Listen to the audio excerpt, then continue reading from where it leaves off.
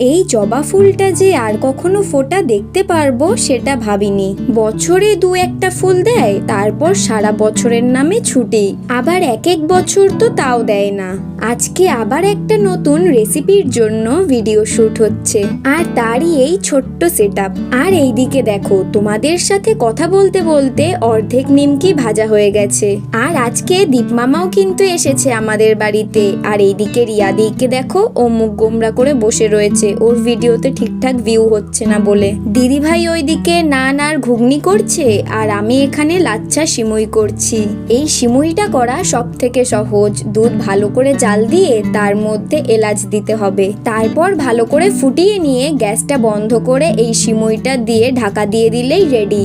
আর এইদিকে দিদি ভাইয়েরও ঘুগনি আর নান রেডি। চলো আমরা এখন খেতে থাকি। আর তোমাদের মিনি ব্লগটা ভালো লাগলে চ্যানেলটা সাবস্ক্রাইব করে দিও। তো টাটা।